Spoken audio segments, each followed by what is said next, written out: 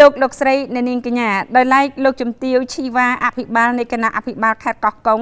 បានអញ្ជើញជាអធិបតីក្នុងវេទិកាពិគ្រោះយោបល់ស្ដីពីកម្មវិធីវិនិយោគ3ឆ្នាំរំកិលឆ្នាំ2026ដល់ឆ្នាំ2028របស់រដ្ឋបាលខេត្តកោះកុងព័ត៌មាននេះនឹងជម្រាបជូនដោយអ្នកនាងផលច័ន្ទអ៊ីនៅថ្ងៃអង្គារទី9ខែធ្នូឆ្នាំ2025លោកជំទាវឈីវ៉ា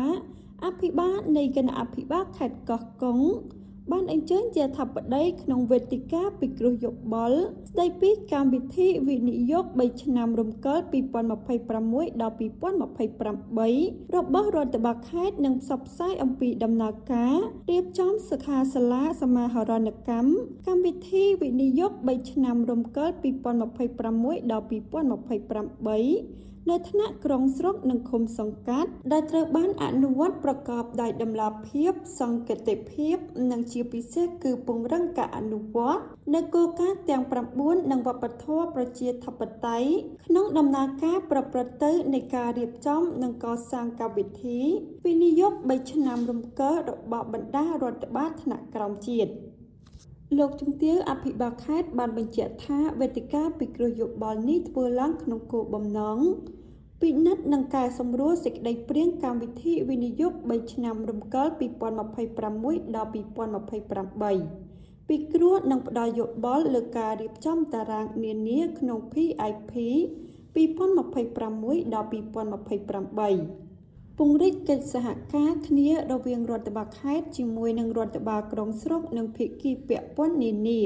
ដើម្បីគៀងគងធនធានសម្រាប់គាំទ្រគម្រោងវិនិយោគដែលស្នើឡើងដោយរដ្ឋបាលខេត្តនិងរដ្ឋបាលក្រុងស្រុកសម្រាប់សម្រួលនិងបន្ស៊ីគ្នារវាងគម្រោងនៃកម្មវិធីវិនិយោគខេត្តជាមួយនឹងគម្រោងនៃកម្មវិធីវិនិយោគក្រុងស្រុកគម្រោងនៃកម្មវិធីវិនិយោគឃុំសង្កាត់និងគម្រោងរបស់បណ្ដាអង្គការជាតិអន្តរជាតិនិងវិស័យឯកជនក្នុងន័យនេះផងដែរសមាជិកសមាជិកាជាអ្នកចូលរួមទាំងអស់ត្រូវចូលរួមឲ្យបានជាប់លាប់តាមរយៈចូលរួមពិភាក្សាផ្ដល់យោបល់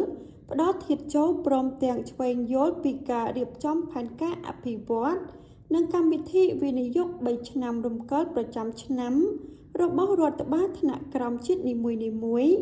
ដើម្បីបង្ហាញជូនអ្នកពាក់ព័ន្ធនានា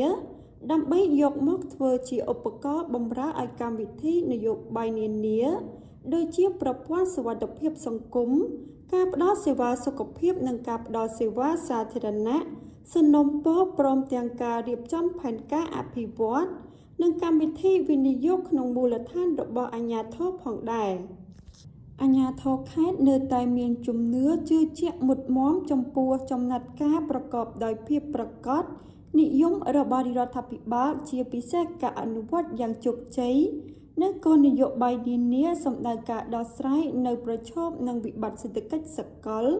ការកើននៃតម្លៃទំនិញសម្ភារៈប្រើប្រាស់ការដោះស្រាយបញ្ហាសង្គមផ្សេងៗ